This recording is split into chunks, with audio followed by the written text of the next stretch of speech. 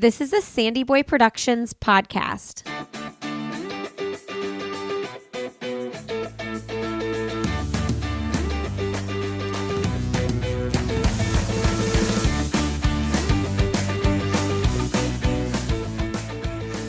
Hey everybody, welcome to I'll Have Another podcast with Lindsay Hine. I'm your host, Lindsay. Thank you so much for being here today. I'm super grateful. You are listening to episode 377, and my guest is Lee Troop.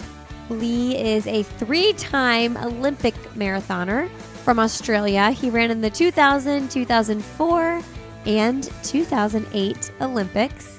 He is a coach now. He coaches youth, community runners, elite runners, and he's very involved in the running scene in Boulder. So if you are anywhere near Boulder, I'm sure you know of Lee, or if you've been following the sport of running at all, you definitely know of Lee.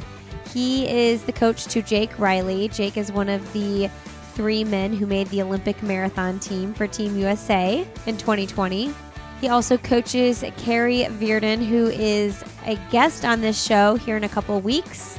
He's the father of 3, and he's really open and honest about his running, his coaching, and some hard moments that he's walked through during this time, as well as some passions that he is newly interested in. We are going to talk all about those things in this episode. I really enjoyed getting to know Lee, and I'm pretty sure you will too. This episode is sponsored by Previnex. If you are looking for a great quality protein powder, something to supplement, I usually take their protein powder. It's called Neurify Plus right after a workout, whether I ran or lifted. It's plant-based, and it has a balanced mix of protein, carbs, fat, with comprehensive, high-quality micronutrients, probiotics, digestive enzymes, and more to help fuel your health. Oftentimes, I will just shake some of this up with water. I like the vanilla or the chocolate, and then I'll eat like a banana as well to balance it out and make sure I'm getting a good amount of carbs and protein in my post-workout snack. Then I shower, do whatever I need to do, and eat a meal like an hour or 2 later.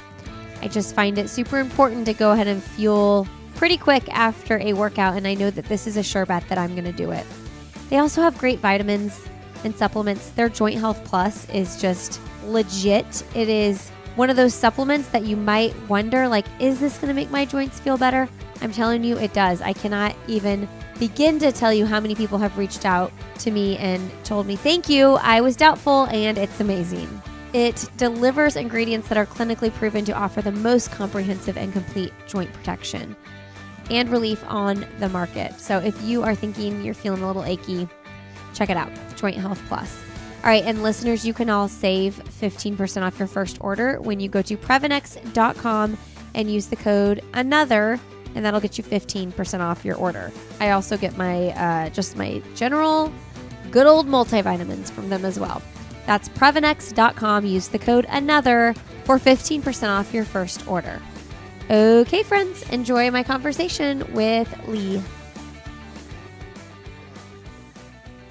Well, today on the podcast, we have Lee Troop on the show. Welcome to the show, Lee. Thanks for having me.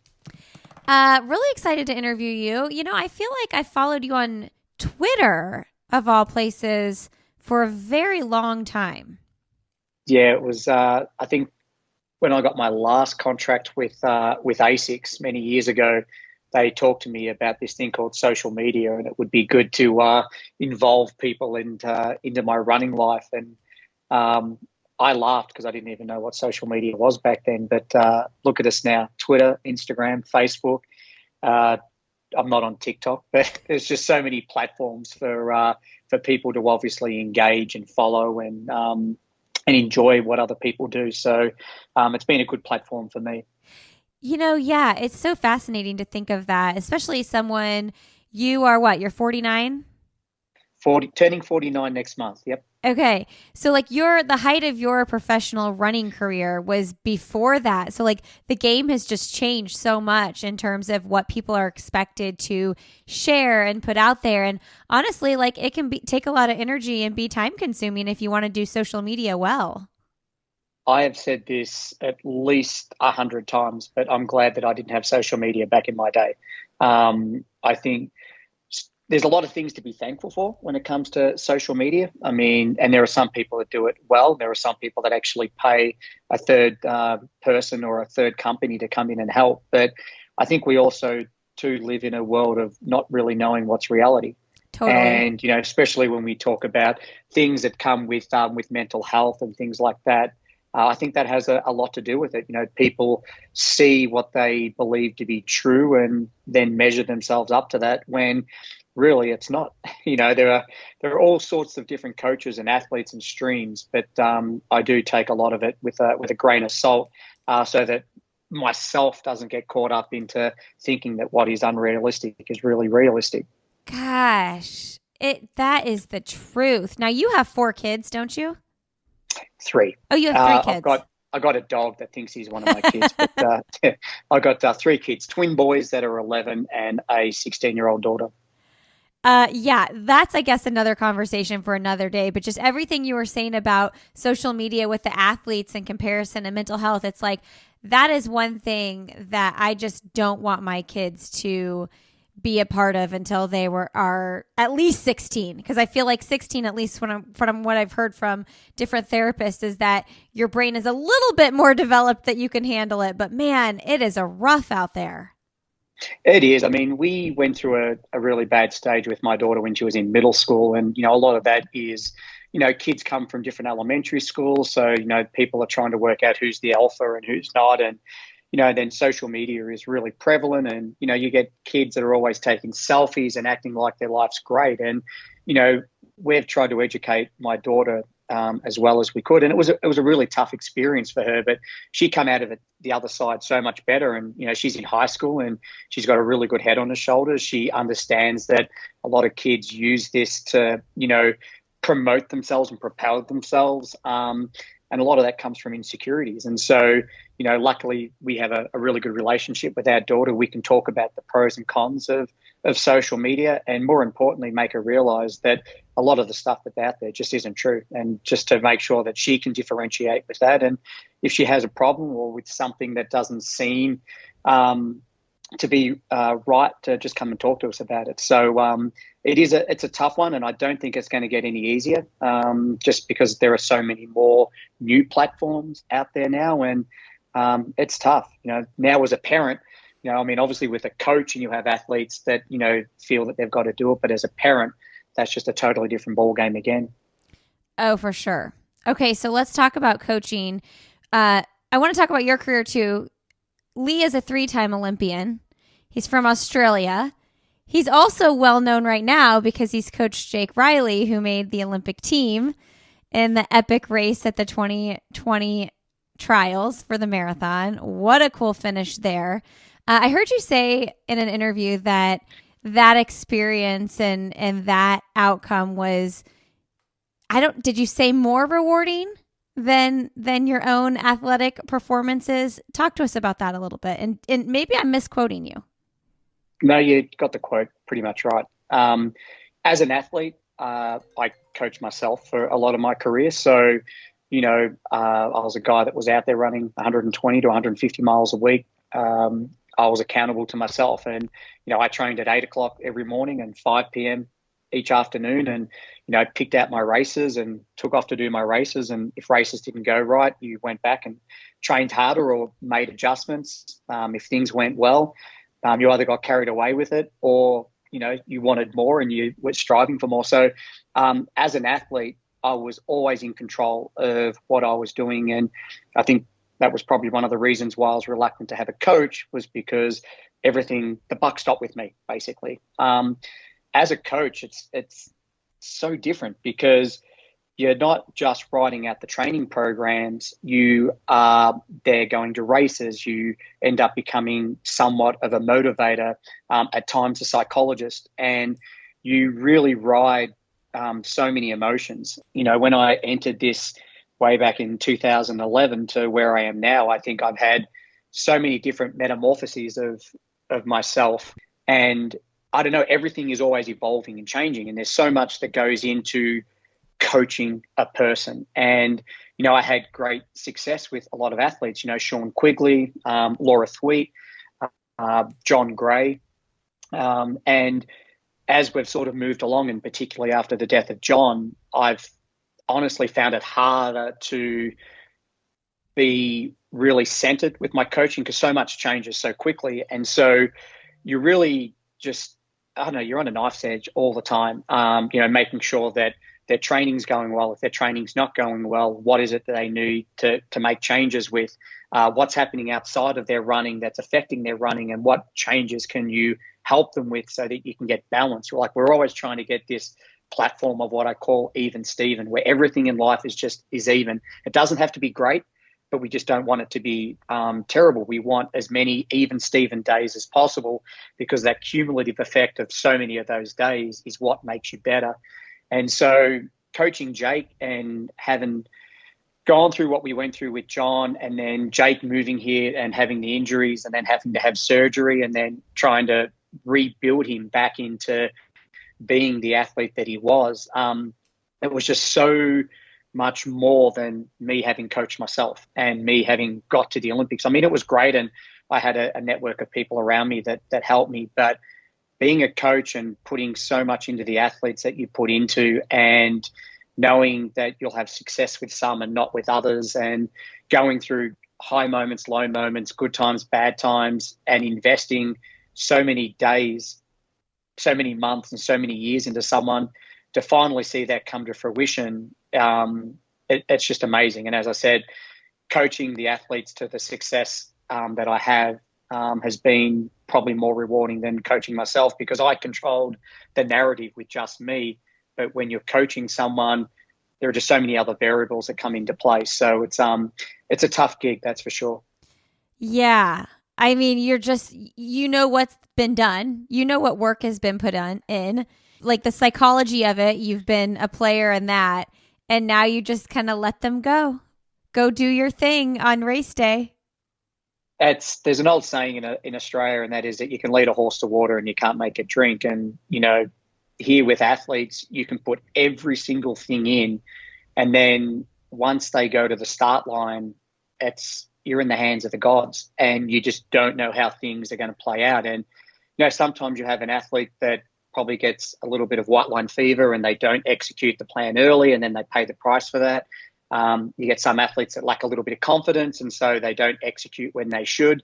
But on that day, Jake executed every single thing to the letter. And I don't know, it was just an amazing moment. And I don't know I'm pretty sure with what I'd gone through over that couple of years leading into that, magnified that moment even more. I mean, when Laura won USA cross country here, that was amazing. She ran 2:25 at London. They're all different in as a coach, the love and appreciation you have for that success. But just with Jake's at that time, with everything he'd gone through personally and the adversity he'd faced, to then come out and deliver that race the way that he did, I just felt it was something better than I'd ever achieved as an athlete. And for those listening that don't remember this race, it was like a sprint to the finish at the end of the Olympic trials. Tell me, where were you standing, and did you get to see the actual finish? Yep. So I think I was with most athletes it was probably around about the 3 mile mark, and there was a bar that was showing the actual race. So you could come out onto the street, you'd see them go around, you'd go straight back in, you'd watch it on the TV. I had all sorts of different equipment going. I had my iPhone and my computer, and there was tracking, and so everything was just on. And we had a number of people from Boulder that were here, so you're sort of trying to entertain them as well, because they've come out to watch Jake and support Jake, and everything was just going so quick, even though it was so slow. I mean, the race goes for 2 hours and 10 minutes, but you're just a nervous wreck sitting there, because as I said, you can't do anything more, and you just hope that all the days, the weeks and months of all the preparation that you've put in for 2 years comes to fruition. And when the guys made the move earlier than what they did, and Jake stayed in the same position that he was in, once we were sort of getting that 16 miles, 18 miles, I started to panic that the advice that I'd given him was incorrect. and he went just a little after when I told him he should start to make his move, and everything played out. The guys that were too aggressive early with the wind and the nature of the hills on the course started to fatigue. Then you had a lot of the guys that were doing too much surging in that middle section that ended up starting to fatigue. And then Jake all of a sudden was just on the back of that pap. I mean, Rupp was gone. So, there was no question about who was going to win the race. That was already decided. But all of a sudden, second, third, and fourth were up and down. And I just felt that Jake had more left in the legs because he wasn't aggressive early. He wasn't caught up in all that surging that was taking place in the middle of the race. He had positioned himself well in the group. So he wasn't doing a lot of the work into the win in that critical part of the early to sort of 2/3 stages of the race. And then he just let it rip. And I didn't even know he got second. Like, I raced and I'd called my wife and there was a delay in the telecast, and I sprinted into the finish line, and I just saw flags. I didn't know what had happened. And a good friend of mine, Brian Metzler, happened to be at the finish line, and he was screaming at me, "Troopy, he got second. Troopy, he got second." So again, that whole thing of not knowing whether he was second, third, or fourth, not seeing the finish, I think that just added to the suspense of the morning, which again was just so surreal. Let me ask you this. You said, I wasn't sure if the advice I gave him was right, once they took off. I'm curious, as a coach and someone who obviously ran super competitively your entire career as an Olympian yourself, like, how much of it is, I know what my strategy is going into this race, but also, like, I have to race this race and make decisions in the moment that might not follow the exact plan. How do you play with that as an athlete and as a coach? So as an athlete, I always just went with the leaders. I never really had a plan B, plan C strategy. I just went with the lead group, and, I'd run until I blew up. And I think probably having a coach advising me differently, or someone that I had faith and trust in, might have played a little better to my advantages. But just knowing my makeup mentally, I was just that type of athlete. And so with Jake, he always knows that here is the strategy, here are the possibilities of what could happen in this race, but nothing is set in stone. When you get in there, you have to be flexible and you have to use your intuition. And Jake's a lot older than me, coaching someone that's 23, 24, that hasn't had the experiences of being in so many races at a collegiate level than as a professional athlete, as an international athlete. So with Jake, I doubted myself because the move happened early and so many guys still went with the move. And then I'm just like, that's just going to be too much ground to make up. But Jake just stuck to the plan that we had. And it's such a special talent to be able to back yourself in that situation and know that they're running away and know that you want to go with them, but be like, no, this is what the coach talked about. This is what I'm going to stick with. And then just have it fall the way that it fell. It's the stuff of dreams. It really is, it's like a magical Disney movie of just, seeing a moment, like a fake Hollywood moment happen like that, because it doesn't really happen like that. So many things can happen at any given time, but on that particular day, everything aligned perfectly. The strategy worked. Jake had faith in the strategy and he went with it. Now, in races since, and particularly when we were at the Olympics, Jake didn't follow the strategy and he went on a gut instinct of what he felt was better, and we didn't get the desired result. So, what happened at Atlanta is not going to happen every time. And so you've got to really enjoy that moment for what it is. But then also realize that the reality is that 99% of the times that you're out there, you're always scrambling and hustling and trying to work out what is the right thing to do, in a race. And, sometimes it backfires and sometimes you get it right. So working with someone that doesn't have Jake's ability, there would be a lot more strategy and a lot more emphasis on them following a specific plan. But with Jake, I have faith in him that if he's in a race and something happens that wasn't part of the plan, that he's smart enough and wise enough to know what he should do. It's interesting as you were talking about that. I was thinking about Laura Thweet, one of the athletes you used to coach, because at the Olympic trials, I interviewed her post-race, and I remember, I think she did different than her plan because she ran, up front most of the race and had an amazing race. But it's interesting because I think she said she looked at her coach and it was like, what's going on? But like she knew in her heart, like that was the race she was supposed to run.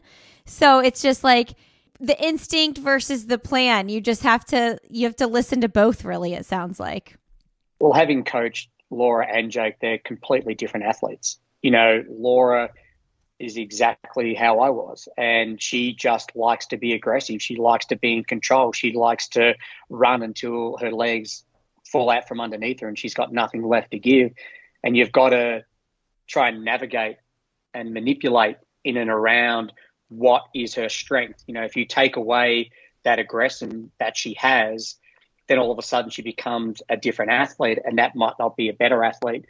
With Jake, he's a lot more controlled and reserved, and he's prepared to strategize with a plan. And no plan is wrong. Like no athlete with their makeup is wrong. It's just trying to work out and navigate what is the best way to coach them to their strengths so that they can be the best athlete that they can be.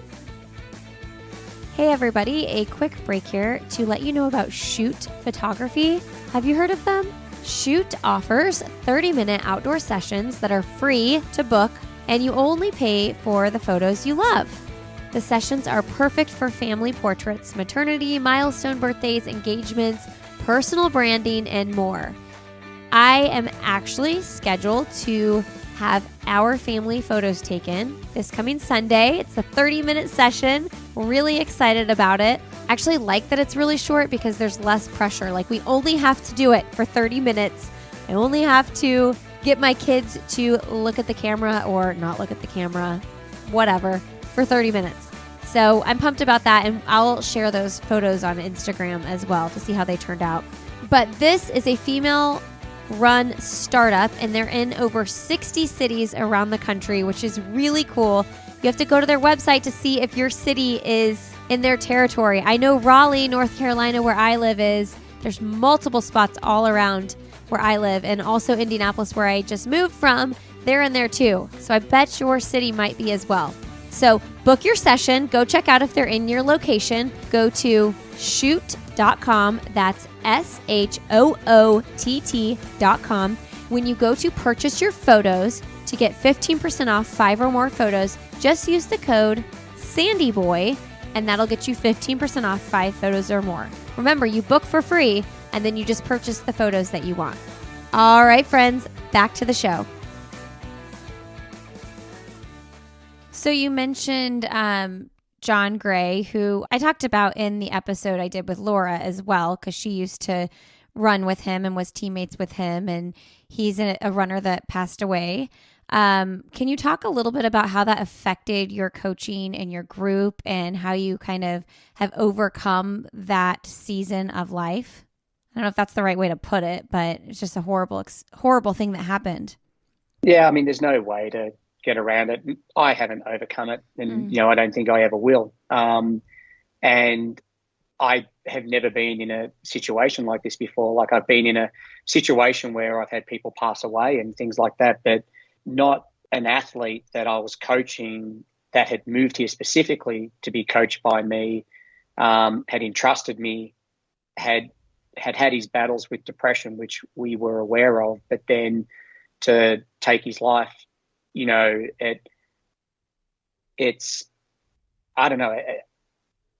We just celebrated, well, we didn't celebrate, but we acknowledged his 4th year of passing. And I don't know, it just shook the very foundations that I had. And it, getting the phone call from Jon's mum that night, and then telling the team the next day, and then trying to work through the processes, the funeral. I ran LA in his honor, and I think I went so hard at so many things that I ended up burning the candle at both ends, and I just capitulated. And then having so many people in my group that were all dealing with different emotions as well. Some didn't really know Jon, some knew Jon. I don't know, piece by piece started to fall apart, and I felt like I had absolutely no control over it. And it probably wasn't until the end of the year that I had to take time out just to recalibrate myself. I think so many things had fallen apart, and I just got so angry and frustrated and bewildered and disappointed and, upset that I just had no control of my emotions. I don't know where I was going. It was like being on a road and then being in the middle of nowhere and not even knowing where the hell I'd ended up. So the process then was just, take some time out. I had some other things that were going on in my life at the time that really compounded on that with a bad business investment. And, that resulted in, losing our house. And, I don't know, it's like when an avalanche starts and it just gets bigger and bigger and bigger. And when it gets bigger and bigger, it just gets to a point sometimes where there's just no stopping it. And I ended up just crashing and burning. And, it was a long process of trying to get myself back. I think there was a lot of guilt and a lot of blame on myself with Jon and, trying to work out, what I'd done right, what I'd done wrong, what I should have recognized, what I, didn't recognize.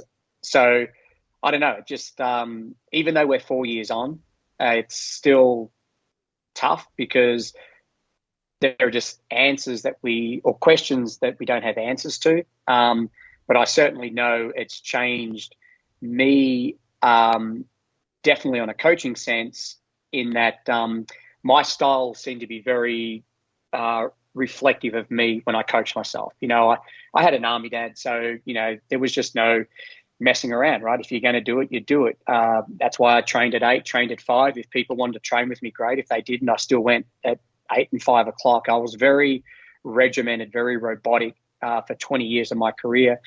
And I brought that into my coaching, and I feel like that it just probably wasn't a great fit for some people. And one of the biggest problems I had when I first started coaching was I said yes to everybody. I just wanted to help everybody. I felt that I could be that guy that just could coach everyone to success. And one of the things I realized after Jon passed away, that I had a good group, but I also had somewhat of maybe a bit of a dysfunctional group. And there were people in that group that I probably couldn't coach, but I was coaching, and it was to the detriment of me, to the detriment of them, to the detriment of the group. And so when I took time out and didn't know if I was going to come back to coaching, that was one thing that I was very, very protective of when I first started back, was that I just wanted a small group. Just, I had Jake and I had Tim and David and Carrie, and I was really happy with just 4 or 5 people. That's all I wanted. They would have liked more people to train with, obviously, but I just was not ready, and I didn't know what I wanted, honestly, and what I was looking for. But it has certainly been a process from 2019 into 2020. Then COVID hit, which didn't make things any better. But in 2021, I started to open the door up a little bit to the possibility of bringing new people onto the team, and just that whole process and philosophy is different now. So if I like them, I invite them to come and train with the group for a month. If I just feel like that there just isn't the chemistry there, then I'm pretty clear that I just don't feel like this is the right fit for them, and then offer them suggestions on where they could look elsewhere. But once they come into the team, they have a month to show their worth, and then it's up to the team to decide. So they will sit around as a team, and they will vote and work it all out, and then I'll hear from Jake and Carrie on what the verdict is. So I feel like that's a better way to go. It keeps everyone balanced, everyone happy, and yeah, like I said, it's just a different way of going about things based on the situation that I was in previously, which is I take full responsibility. But I just had never been in that situation, right? It's just like you're coaching, things are going great. Yep, I'll coach you. Yep, come along. And I don't know, 6 months in, you start to see cracks with people and, friction with members on the team. And I know it becomes hard to control in that situation, because it's not like we are a sponsored group. It's not like I have complete ownership where it's my way or the highway. These kids have jobs. Like, this is a choice. They don't have to be there. So trying to now make sure that everything blends well physically, mentally, emotionally within the team, making sure that the team has buy-in on that, just means that we've all got each other's back and we can protect each other and, get the best out of each other. And things so far have been good. What's the upside to not being a sponsored group, and would you want to be a sponsored group? I get asked would I like to be a college coach as well. I think the answer is that being a sponsored group has its perks. There's absolutely no doubt about that.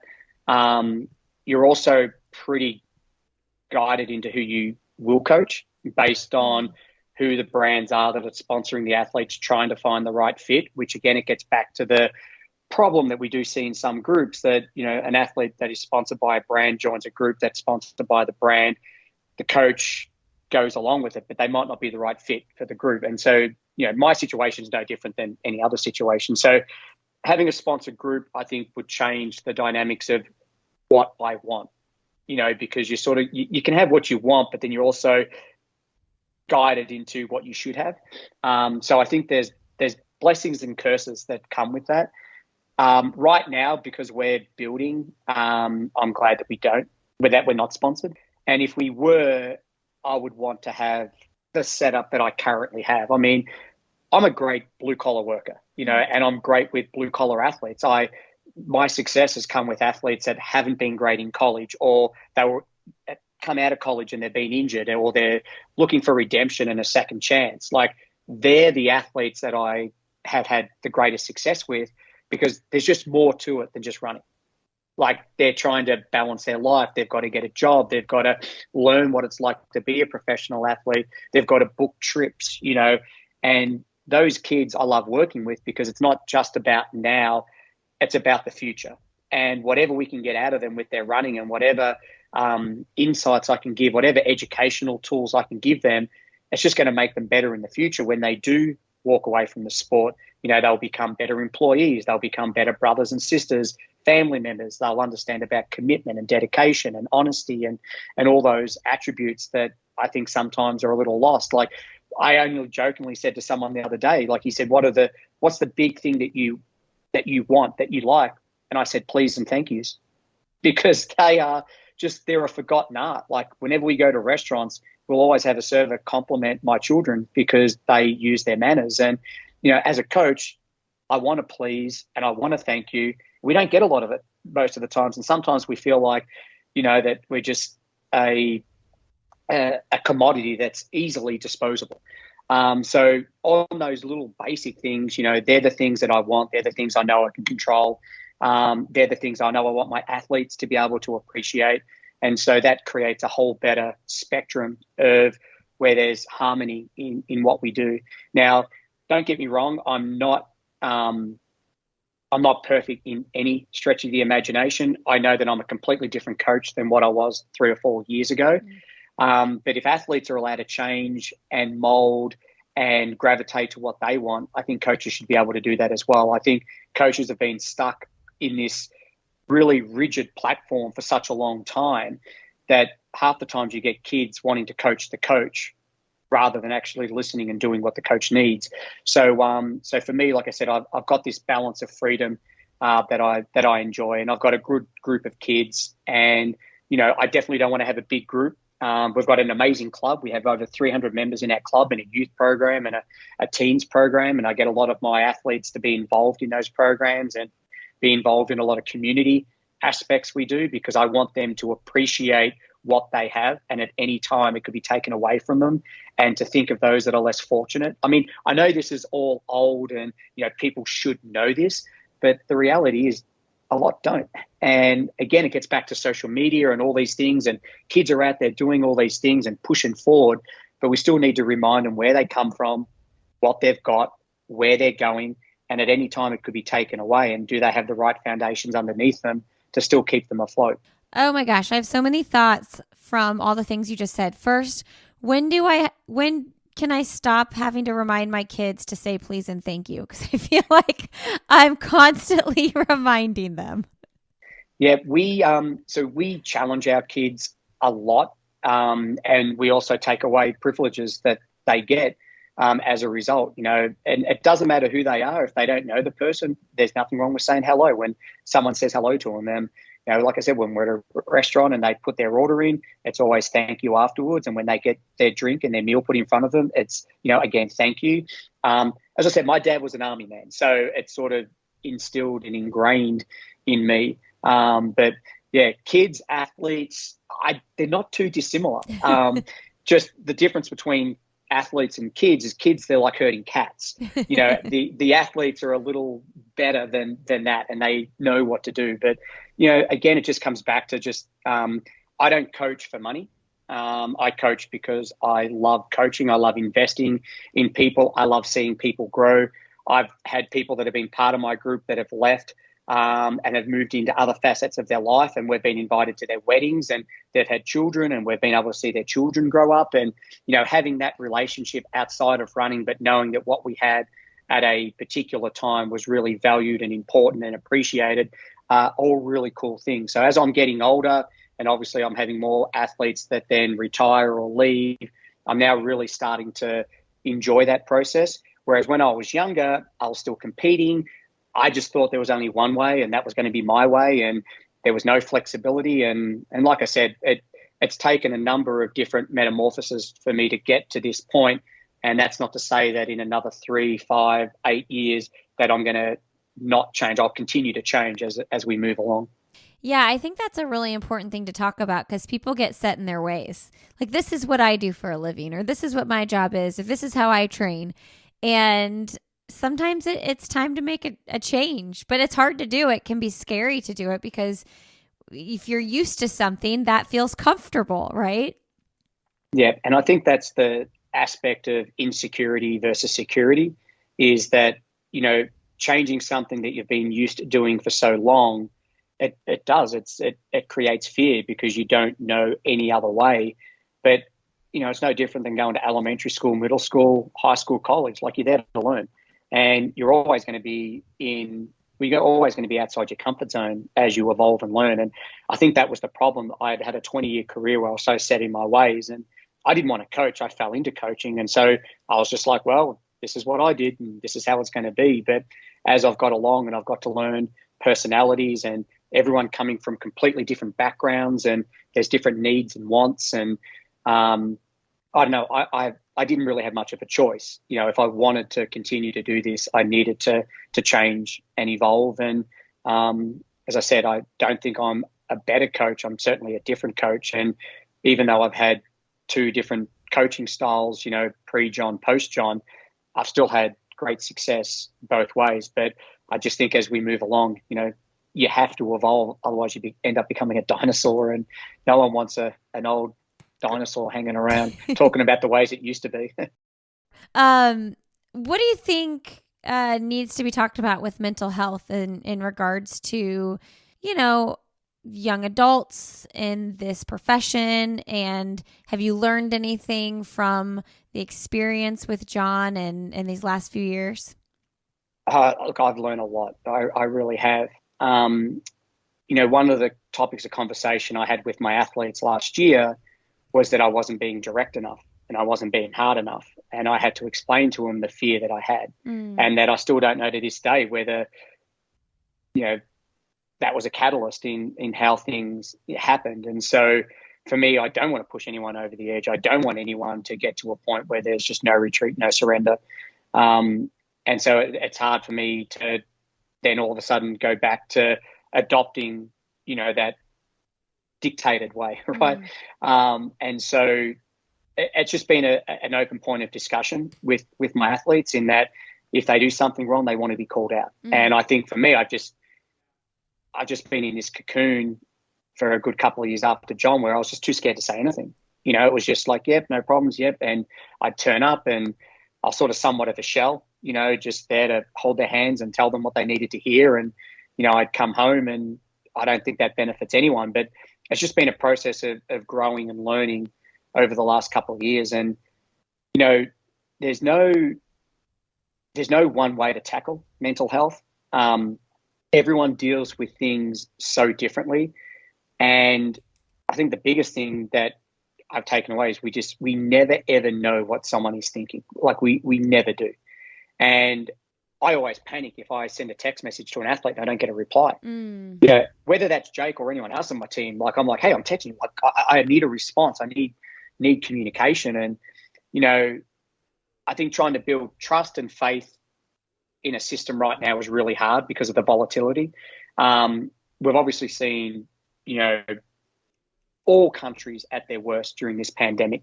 And I hope that as we come out of this pandemic, the things that we've learned about thinking of thy fellow neighbor and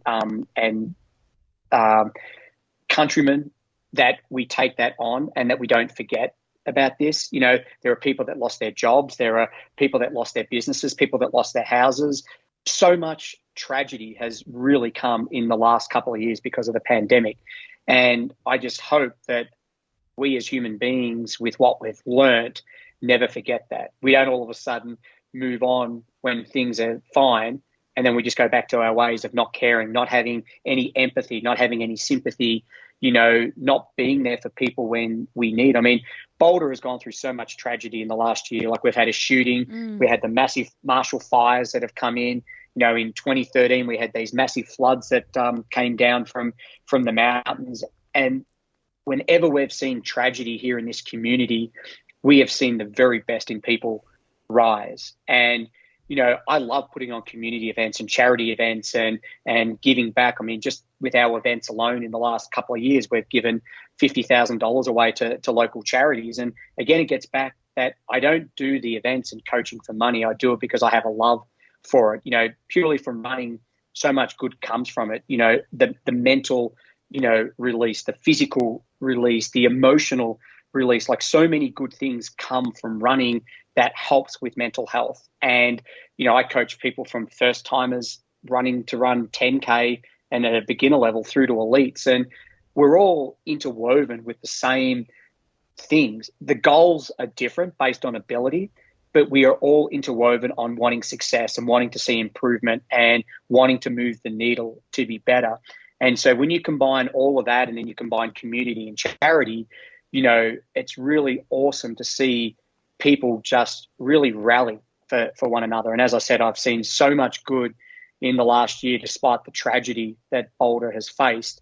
And it's been really cool to really use the events that we have and the athletes that we have and the coaching that we have to try and make that better for everyone involved. And as I said, I just hope that as we move along and things get better, that we can always calibrate ourselves to just always remember and just remind ourselves. So, the last 3 or 4 years has certainly been something of self-growth for me, but I just hope that just makes what I do better for those that are involved with what we do. Hey friends, a quick break to share with you about a new product, a new sponsor for this podcast that I am loving, Portland Bee Balm. Beyond the amazing quality of their balm, Portland Bee Balm is committed to creating sustainable products, which is hugely important to me. They are members of 1% for the Planet, which means they donate 1% of revenue to organizations tackling our planet's most pressing environmental issues. This is so cool. Products that are useful, natural, and add value to people's lives and the world.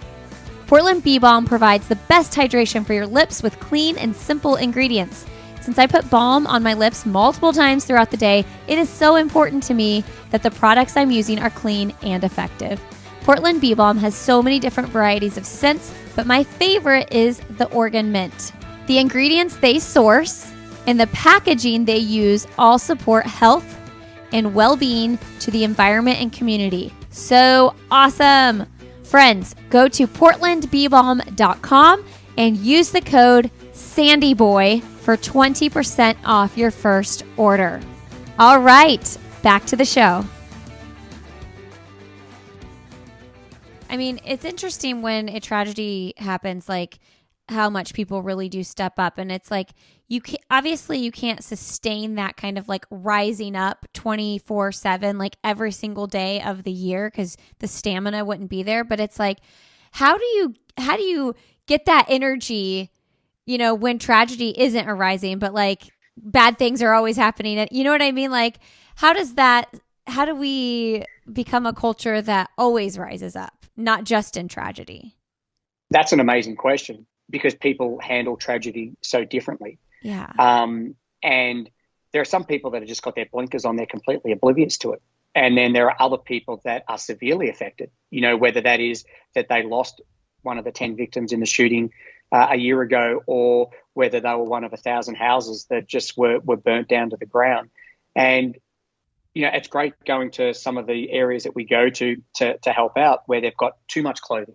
They've got too many equipment pieces to pass on to people. And, we've had people that are involved in our club that lost everything. And, it just, I don't know, like I said, everyone handles everything differently, and I'm not going to judge people on how they do. I mean, for some people, there might be a trigger that this has already happened to them, and so they don't embrace it because they're still dealing with their own hurt. There are some people that are assholes, right? That just don't care. Like, they're self-centered and they're going to go on and just worry about themselves. But I always think that the best thing is to focus on those that need it. You can sit there and waste your time just yelling and screaming at someone, and it's just going to go in one ear and out the other. But yet there are other people that actually really could use that energy, to be helped and to be motivated and to be encouraged. And so I think in that aspect, it's like focus on the things that you can help, rather than fight a system that is probably not going to change. And from elections to COVID, like, the whole world's completely polarized right now. But like I said, I think putting your energies into areas that are needed and are valued and will make a difference is much better than fighting the fight on something that's never going to change. So, and I know for myself, I love my events, I love my coaching, but even over the last couple of years, I'm just like, I know I can do more. And, I'm applying to go into the Boulder police force. And, cool. I've always wanted to be a police officer, and, a 20-year career, unfortunately didn't enable that to happen. And then I figured I was just too old. And when we had the shootings here in March, there was an officer there, Officer Talley, who joined the police force at 46, 47. And it started getting me thinking like maybe I could. And, I was like most people, I had a lot of anger with what happened. I mean, we were an hour or 2 hours away from doing a fun run from a running store that was there at the time. And, and then a lot of runners knew Maggie Montoya, who was in that situation. And I don't know, I just made inquiries and then found out that there was a possibility, and that my residency, because I'm an Australian citizen and not an American citizen, but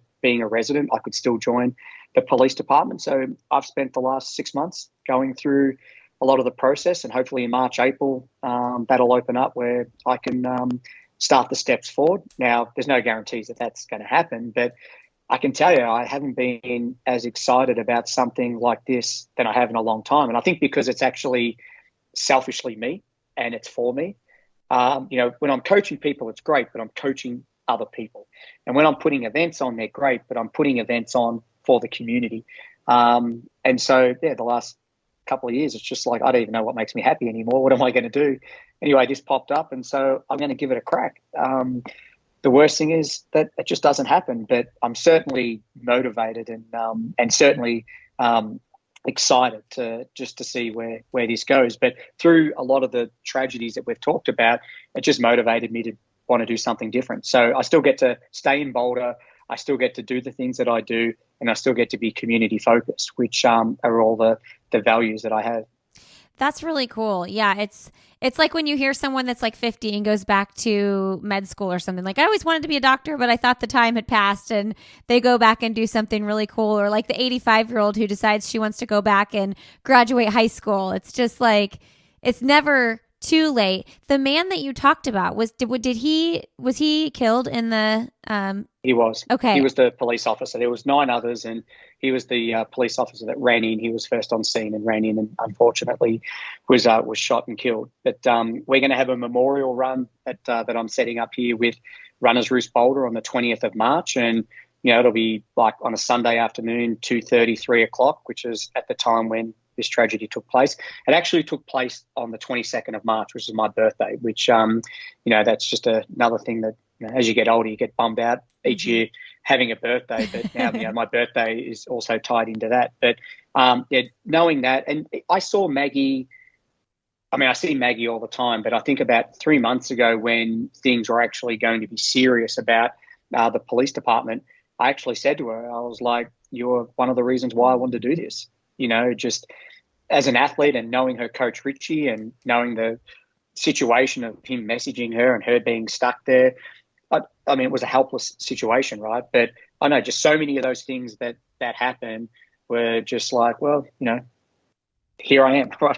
I'm going to try and see if I can do some good from something, and at least be a part of something, right? Like, we're also quick to criticize on things that we're not involved with, and it's like, for me, I'd rather try and say that I want to try and be part of the solution rather than part of the problem. So, as I said, it might not happen. I might not get through. I'm pretty sure I'll probably fail the psych evaluation, but everything else I should be good on. But yeah, like I said, it's just little things like that happen that I ended up questioning myself. And as I said, I love coaching, love events, and that's not going to change. I can still do that, but I'm craving something more. And, it's been a long time since I retired. I mean, I was at the Boston bombings when that happened in 2013. I won the Masters race. I was like 11th overall, and that changed my perception of running. Like, it actually fast tracked me to retirement. That moment in time, again, it was just tough to be around. And I've had 2 blood clots on my lungs as a result of running. And I don't know, there's just certain things have happened where I fell into coaching, as I said, and events were quite easy, and I've navigated around because I know I'm good at it, but I've just been missing that piece that is going to give me the fire, and I think everyone should be selfish. This is one thing I've said to my athletes last year. I usually come up with a word for the year that they need to continually say, and the word that I had for them last year was selfish. And I said, selfish is always seen as such a bad word, but I said, I think selfish is a good word. I said, I want you to be selfish. I want you to think of what you need to do to make your running better. What do you need to do to make your life better? I want you to be selfish. And so I think in this instance, I use that word selfish of like, now what do I want? Like what's a piece that's going to, just add a little bit more to motivating me at 49 to have a little bit more excitement and joy, because I don't do a lot of running anymore. I don't do a lot of physical activity, and I've got kids sports and I'm bouncing around everywhere. So as I said, this will be fun. If I am able to see it out and get through the academy, great. And if not, well, at least I gave something a crack and had a bit of fun trying. Yeah, I love that so much. I just read I just finished the Book of Joy by the Dalai Lama, and it's a conversation between the Dalai Lama and Archbishop Desmond Tutu, and so much of our life is like figuring out what our purpose is and like what like drives us to do good or whatever you want to call it. And I think like what you're talking about with the police service is like that's you like fulfilling that like purpose that you want to fulfill to help the community, and to that tragedy, like put that in your head. And though it like that word selfish is in there because it's like so you can fulfill your purpose, the actual act of that isn't a selfish act. You're like helping the community, and I think oftentimes that's the case, right? That fulfillment we get is because we're helping somebody else. But you have to like get into what you really want, because if you're just doing something for other people but you don't really want it, it doesn't really work. So that's what I call an internal and an external factor.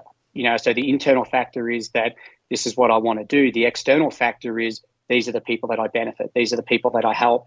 These are the people that I'm providing a service for. And way back at the start of the podcast, we talked about social media. The problem with having a platform like that and some of the people that get on there and people trying to differentiate between what's fact and what's not is they can't work out what an internal and an external factor is. They can't work out, like, selfish is so bad, I don't want to do that. I have to be loving and caring. Well, we should by nature already be that way, right? So it's like, again, what is it inside that you want that is completely oblivious to what you see in front? Like without looking at any other platform or what any other athlete is doing or what any other person is doing, what is it that you want? And it doesn't matter how outlandish it is. Like you talked about a 50-year-old that wants to go back and do medicine, right? I love people that are going to throw it up against the wall and give it a crack. I mean, what's the worst thing? Like, all right, you fail. And, I never as an athlete had a problem with failing. I always risked everything, because risking something can create beauty when you're successful. And then, like I said, when Jon passed away, I think there were just a lot of factors that I just bottled everything up. There was no internal, no external. I was just a caterpillar in a cocoon, and I wasn't actually growing. I was just stuck there. But I think as I've started to come out, and I've started to put faith back into humanity and people, and seeing what tragedy can do, and how it can be uplifting for communities to come together. Like I said, they're the things that sort of inspired this, by some people's remarks, outlandish decision. But it's those that know me know that there's no half measures with me. I'm either all in or I'm not in, and it's just taken a long time for me to get to that point. And I know where my burnout came after Jon's death. I had been working with Laura, slowly building her back from osteitis pubis. So I was doing some running and getting a little fit. I promised I was going to run the 8K Shamrock Shuffle event with her as her first race back. Jon passed away. I then decided I was going to run the LA Marathon in his honor. And 4 weeks of hard training, I ran 2:30, that blew myself apart. Like, I ran myself so hard into the ground. And then I came back to run Shamrock Shuffle with Laura. And then I flew to Paris to pace a guy in a marathon. And then I flew to Australia for the Commonwealth Games commentary. And I remember running out on the spit the second day that I was in Queensland. And I got 10 minutes into the run, and I'm just like, what the hell am I doing? And that was the day I stopped. And I mean, I've done some running since, but that was the day I actually stopped being a runner. I walked back to the hotel and finished off the commentary. But then it was just a slow capitulation after that. It was just one thing after another. And I just buried myself completely. And as I said, it was funny how after so many years, things unraveled so quickly, and how it's taken such a long time to build back up, that I use this saying to my athletes all the time, that Rome wasn't built in a day, but it fell in one. And no one ever throws the added extra bit on that it fell in one. And it's so true. Like, I built so much for so long, and it just fell so quickly. And now I feel like I'm trying to rebuild again, and it's just taking such a long time. But I need to make sure that I have the right things in place so that it just doesn't fall as fast or as quickly as it did last time. So, I know with my athletes, with just my own circumstances and what I've learned as an athlete, but then moving in as a coach, that some of these experiences, will benefit some of them in the team, just because we have like an honest and open relationship, and we've got to have each other's back no matter what. So if they can learn the toughest moments and the hardest moments and the most vulnerable moments from me, hopefully that better prepares them as they move forward, trying to achieve their Olympic success, just like Jake.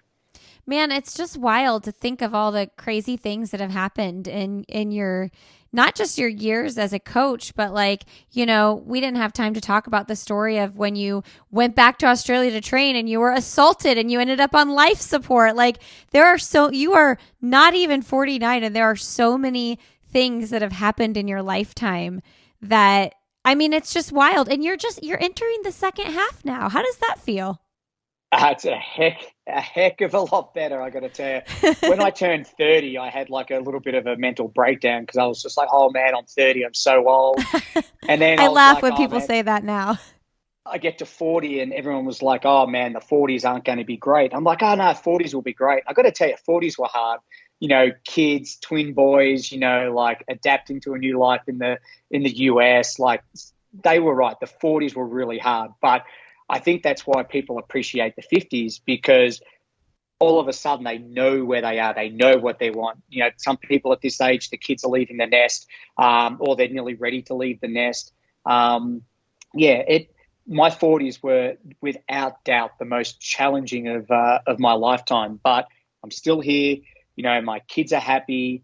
My wife's got a great job, and she's happy. And, I coach 60, 70 people in my community group. I've got my elites. We put on running programs for kids in elementary school, and, life is good. It's not great, and I don't think anyone can say it's great, but life is good. And I've got to a point where sometimes it's always better to value the glass being half full as opposed to being half empty.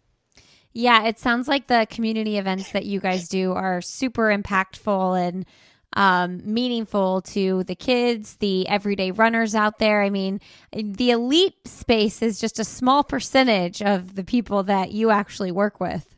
Yep. And I say that to a lot of the people because so many people that are just recreational runners see the elite world this big and Mm-hmm. they think it's massive. And I'm just like, it's not. I'm yet to meet an elite doctor, an elite physical therapist, an elite lawyer. I said the word elite gets bandied around so much. And, Mm-hmm. then those that weren't really elite changed it to sub-elite, right? Or I'm sub-elite. I still don't even know what that means. Like, you're either elite or you're not. You can be aspiring because you want to be a professional athlete, but I think there's got to be a clear distinction between the two that people try to murky the waters. And yeah, the elite world is so minute. It really is. And then it's okay if you're not an elite. Everyone else is still really cool and striving things in their own right, and so having these subsections to label you just because you want to feel good about yourself, I think, again, leads to the frustration of our sport, but then also other people looking at what others are doing and then realizing that they're not living up to that, or they don't have self-worth. So, that's another thing we have in our group. I don't have a sub-elite group. It's either you're elite or you're not. And I certainly coach people that are aspiring to be elite, but I don't want them to take away from the actual title of elite. Like, Sure. they deserve that title. They've worked hard to get there. And, again, like here in Boulder, like it's probably 0.1% of the population of Boulder is elite. But everything is so caught up about Uh-huh. Boulder and elite runners. And it's just like, man, we have great athletes, but we've also got so many great people here in this community that, are working at CU. They're trying to find cures for cancer. They're in the tech industry trying to create, valuable ways for the tech industry to move forward. As I said, there are just so many awesome people that live in this town, and they all just happen to run as well, which makes it really cool. I'm going to start calling myself an elite podcaster. You can. An elite mom. I'm an elite mom and an elite podcaster. Um, well, this has been great. And, I want everybody to know, if you want to hear Lee talk a little bit more about like his history with his Olympic experiences and stuff, if you search his name, he's on a gazillion other podcasts and he goes into that a little bit more in those. So I just want to put that out there because I know we didn't touch on that too much. We always wrap up here, Lee, with what is something, and you might have already answered this with your police conversation, but what is something professionally or personally that you would like to do that you haven't done yet? Well, I guess being the police officer was a given because we talked about it. But something that I would like to do that I haven't done yet outside of that is I would love to travel to more states here in the country. I feel like that I've just been working so hard for the last 13 years that I haven't really experienced how wonderful this country is. And one of the states that I would love to go to is Alaska. Ooh, I want to go to Alaska too in the summer. Yeah, in the summer, definitely not the winter. Well, I mean, it's at least not traveling. You live in one of the most beautiful places to live. Absolutely. I mean, Boulder, they call it a bubble. Boulder is an amazing place to live. But like I said, there's just so much more out there. I mean, America is just, it's made up of just so many different people, so many different cultures. It's amazing how I can travel with my kids and go from one state to another, and the accents are different and they're trying to work it all out. Their lifestyle is different, customs are different. In Australia, we've got, obviously not as many states as you, and there is a distinct difference going to these different states, but having 50 plus states in a country to be able to travel to and see and enjoy, I don't know if we'll ever go back to Australia, but if we do, that would be one thing I'd want to do with my kids or with my family is try and get to see as many of the states that we haven't seen yet, especially Alaska. Do your kids have dual citizenship? No, so we're all Australians. Okay. Oh, okay. My kids sound American. Okay. My wife is sort of like a half blend, and mainly because of her job and dealing with so many people in the financial sector. But yeah, I haven't lost my accent, and half the times no one knows what the hell I'm saying, which is a good thing. All right. What is the best, most recent book you've read? I'm not going to lie. I haven't read a recent book in probably the last 18 months, 2 years. I love it. What is your favorite book you've ever read? I definitely love reading the Billy Mills story. Okay. And like I grew up idolizing Billy Mills. So, Ron Clark, Billy Mills, that whole era. And I got to meet Billy about 4 or 5 years ago, which was just an unbelievable honor. But, reading his story was pretty impactful and, probably the best book I've read. I primarily like to read a lot of runners and really look at their background and then what they achieved and what they've overcome. So I really enjoyed reading that, and it was definitely different than the Running Brave movie that obviously Hollywood put out. Yeah, for sure. Every time I ask that question, most people do have an answer, but I think about my husband because my husband does not read books, and I'm like, what would he reads articles all the time and whatever, but like how would he answer that question? Not everybody reads books all the time. Yeah. Well, Nelson Mandela, I did read that a number of years ago, and that was, I met him. Well, I didn't met him, but I shook his hand at the World Cross Country Championships in '96 when they were in Stellenbosch, South Africa, and I thought that was a great read as well. Okay, I need to read his. All right, last question. What is your last message to leave with our audience today? Live life, enjoy life, and at the end of it, make sure you've got no regrets. Lee, thank you so much for your time and sharing your story so honestly. I know that not every part is easy, and I think that it's a really honorable thing that you just share it with true honesty. Thanks, Lindsay. I appreciate it. All right, friends, thanks for being here today. Thank you, Lee, for sharing your story, for opening up about hard things, talking to us about fun things, and we are cheering you on in this next career move that might be happening for you. You all can find Lee on Instagram. He is LeeTroop73. You can find me personally on Instagram. I'm Lindsay Hine626, as well as Twitter at Lindsay Hine, and Facebook. All have another podcast with Lindsay Hine. This podcast is part of the Sandy Boy Productions podcast network, and we are so excited about the other shows in our network as well. Why Is Everyone Yelling with Lindsay Hine, which is a podcast for parents hosted by me. The Urban Pharmacy hosted by Stacey Heine. That is a holistic nutrition business mindset podcast. And we also have the Illuminate podcast, which shares stories of people doing really inspiring and important work in the world. Thanks for being here. Have a great Friday, a wonderful rest of your weekend. And as always, we'll see you next Friday.